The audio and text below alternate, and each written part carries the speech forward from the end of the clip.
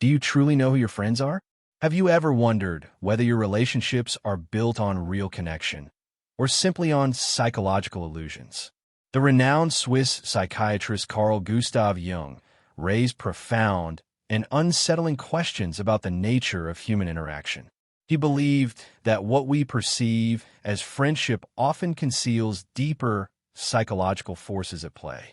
Beneath every warm exchange and familiar bond might lie projection, unconscious patterns, and personas that prevent genuine intimacy. In this video, we will explore how Jung's theories on the persona, the shadow, the collective unconscious, and projection reveal a haunting truth: that no one is truly your friend in the way you think they are. Before we begin, make sure to subscribe to the Mental Dose channel and join our Telegram community, where you'll get early access to new videos and insights on personal and spiritual growth. Now, let's get started. The mask. Carl Jung introduced the concept of the persona as the mask we wear to present ourselves to the world. It serves a purpose to protect our vulnerable inner selves and navigate social environments, but it also builds a barrier between who we are and how we relate to others. Jung believed that many people become trapped in this mask, identifying so closely with it that they lose touch with their authentic identity. Social psychologist Erving Goffman similarly argued that we constantly manage impressions in everyday life.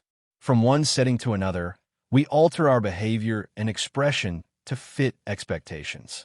But what happens when we forget we're performing? Friendship built on persona is not real connection. When both individuals relate from behind masks, there is no authentic encounter, only role play. And as Jung pointed out, this emotional performance becomes automatic, habitual, and unconscious. Living from the persona for too long often results in what modern psychologists now call identity fatigue. According to studies from the American Psychological Association, individuals who consistently perform social roles experience higher levels of anxiety and burnout, particularly in environments where they feel pressure to be liked or perfect. This exhaustion comes not just from effort, but from emotional dissonance, the psychological strain of acting in contradiction to one's true feelings. Jung saw this decades ago. A rigid persona may protect us socially, but over time, it erodes our inner life, leaving us feeling empty or unseen. That emptiness often shows up in relationships where we feel known but not truly understood. If we can't be real with ourselves, how can we be real with anyone else? And if we're not real, how can anyone truly know us, let alone be a true friend? Let's go deeper into the shadow, the hidden self behind the mask. The shadow. Jung described the shadow as the part of the psyche where we bury all the traits, impulses, and desires that we find unacceptable.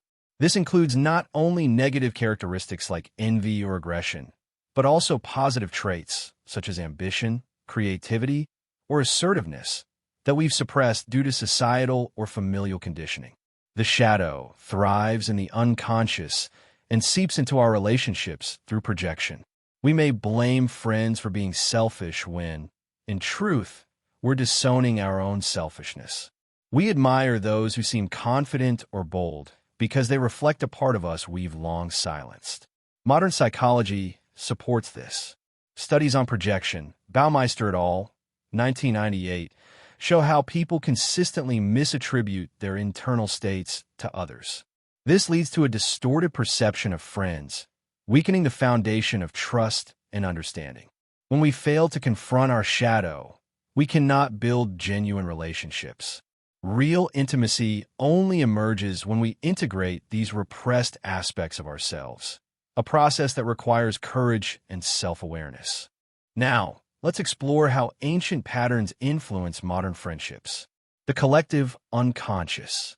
One of Jung's most groundbreaking ideas is the collective unconscious, a shared psychological blueprint inherited by all humans.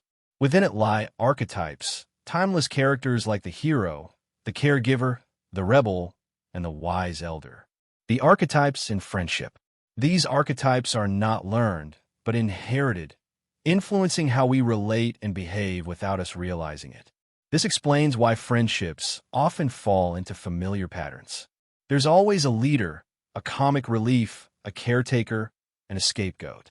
People unconsciously fall into these roles because they satisfy ancient psychological templates. But this limits genuine connection. We're not relating to individuals. We're relating to archetypal masks. In times of stress, these roles become even more rigid. People revert to tribal mentalities, groupthink, and emotional scripts. The illusion of friendship may continue, but true individuality vanishes. These archetypal dynamics can also explain why we repeatedly attract similar types of friends or relationships, even those that cause harm. Jung referred to this as a form of psychic repetition compulsion. For example, someone unconsciously playing out the archetype of the martyr might continually bond with individuals who take advantage of their generosity. From the outside, it seems like poor judgment, but from the perspective of the unconscious, it's a symbolic reenactment, an effort to resolve unfinished emotional stories embedded in the collective psyche. Unless we become aware of these inherited patterns, we remain trapped in cycles of emotional repetition, mistaking the familiar for the trustworthy. Projection. And just when you think you've figured someone out, projection takes over. Jung warned that we rarely see others as they truly are. Instead, we project our unresolved inner world onto them. Projection is the unconscious act of attributing our own denied traits to others, while believing we're simply observing truth. When you idolize a friend for their confidence, it might be your own hidden potential-seeking expression. When you resent someone for being needy, you may be disowning your own unacknowledged need for care. This mechanism distorts friendship. You're not reacting to them. You're reacting to yourself. Friendships built on projection are fragile. They can flip from idealization to disappointment overnight because the illusion eventually collapses under the weight of reality. Before we go on, if this video is helping you see things more clearly, consider sharing it with someone who needs it. And if you'd like to support this kind of thoughtful content, you can click the thanks button below. Your support truly helps. Now let's continue. The illusion of friendship. Jung's view on friendship is unsettling. He believed that most relationships are not based on true knowing, but on mutual projections, personas, and unconscious scripts. They offer comfort, but not necessarily truth. And without truth, there can be no real intimacy. However, this awareness is not meant to create despair. Jung emphasized the importance of individuation, the process of becoming fully oneself. This path, though difficult, makes genuine connection possible. True friendship is a rare and sacred thing. It demands self-awareness, vulnerability, and the courage to see and be seen. It requires that we drop the act, face the shadow, question our patterns, and relate to others from a place of conscious choice. So, let me ask you again, are you really friends with the people in your life? Or are you friends with their masks, and they with yours? Carl Jung's insights offer a sobering but necessary wake-up call. If we want meaningful relationships, we must start with ourselves. Begin the work of removing the mask. Dare to face your shadow. Notice the projections. Watch the patterns. Only then can you see others clearly and be seen in return.